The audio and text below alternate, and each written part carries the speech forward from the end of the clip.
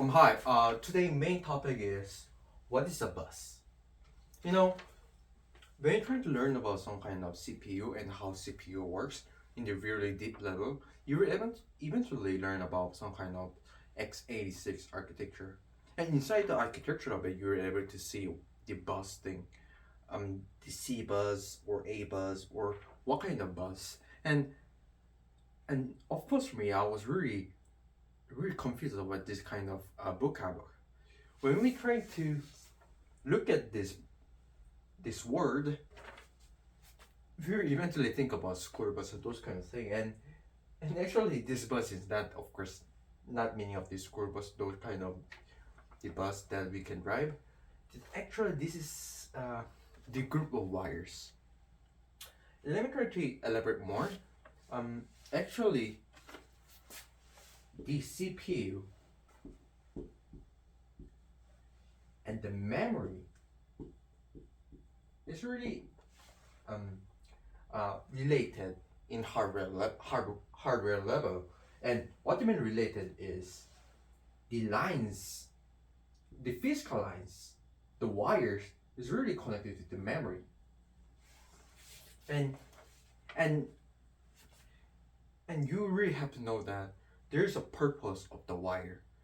In the CPU, there's a lot of pins here, and every pins had different purposes. And based on that, you can create the wire to connect to the memory, and you can do the whatever you want to do. Let me try to simplify for you. Let me try to or let me try to explain the background of it. This really simplify x86 architecture, and there's more of it, I know. And there's a interface unit, and there's execution unit of it. And there's of course special purpose of the register and general purpose of the register, but we're not talking about those kind of register things, right? And there's the bus, B bus, and those kind of thing. In the bus interface unit, the CPU is gonna be do something. What kind of do something? CPU have an action of it. CPU can do whatever stuff, but it represents just these three actions, which is fetch and decode and execute. And the fetch is just they get the next instruction in the memory. After you get the next instruction, it decode that computer can understand and it executes it. Of course, it's gonna be operate, right? And the last video, I talk about the instruction, right? The call second register and instruction pointer register. And using this register, we will be able to get the physical memory address in the real mode. We're not talking about the protect mode or long mode. And based on that, we will perform the fetch. And the thing is that this fetch is really abstract, really abstract concept. We just define ourselves, but in the CPU level, really like physical or hardware level, there's no some kind of fetch thing. We just the fetch or decode execute is just the we define as a real thing. But in the really low level, like the hardware thing, there's no really fetch thing about it. There's no such thing as fetch pin of it. And and and actually, we can just think about this way. Um, we have some kind of different lines, and we can do whatever we want. And we select those kind of wire, and we put our some kind of big logic on this kind of wire to interact some kind of memory, and we can just define ourselves some kind of fetch or decode and execute, right? And this is really how it is. Let me try to explain more about this. Actually, the bus is just a highway. Highway. What do you mean highway? It's just the highway that you can drive. Of course, the CPU's data is gonna be drive into some kind of into memory of it. And this bus can define into three buses. One is address bus. Second is data bus. And third is control signal bus.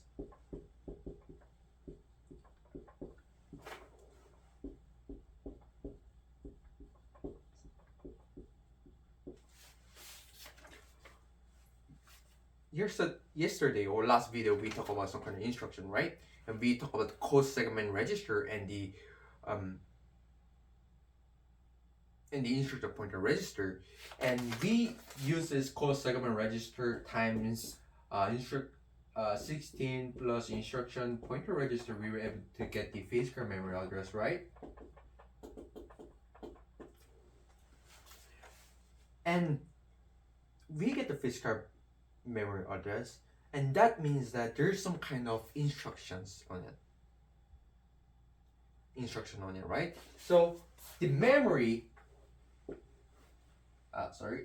let me try to draw it really nicely.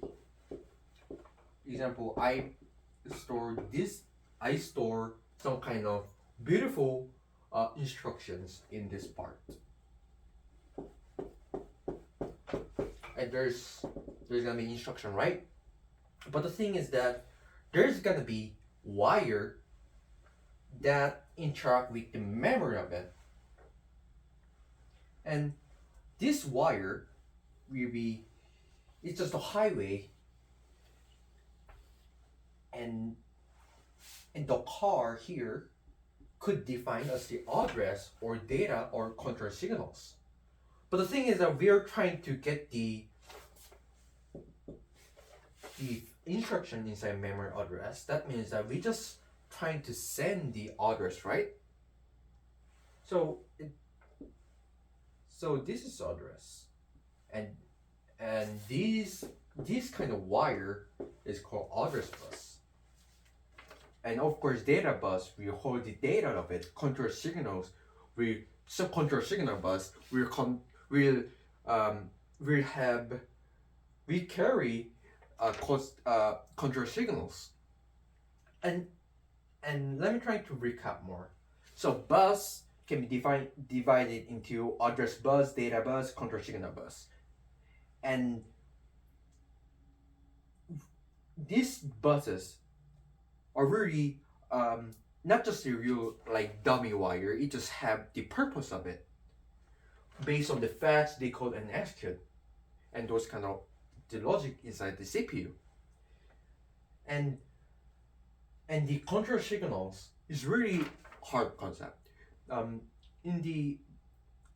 Based on the hardware specification, like CPU x86, x88, 8086 architecture, 8088 architecture, they have different clock signals, because clock signals is based on the chips, the pin of it. And in 8086 architecture, in RD is just a read, and the WR is just a write. And I think this is like memory input and output, like those kind of thing. And these are code signal, and code signal bus is just the one who carries this kind of thing.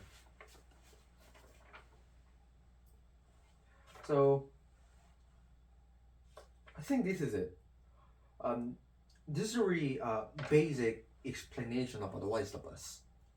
The bus is really a hard concept, but I believe if you're trying to learn about some kind of bus, you're able to some kind of little bit understands about how CPU really works. There's no some kind of dummy wire. There is, of course, there is some kind of dummy wire, but everything has a purpose on it. The CPU exactly the CPU's architecture, the some kind of microprocessor architecture, is really hard to understand. But if you're trying to give question about some kind of what is this bus meaning, and what is the instruction of it, what is the memory interface, and what is the specific purpose of the register, what is the general purpose of the register, and what is the CPU action of it, you're able to learn about how CPU really works. I know I'm also new to it, but I'm trying my best to like explain those kind of things. So hope you guys like it. See you next time. Bye bye.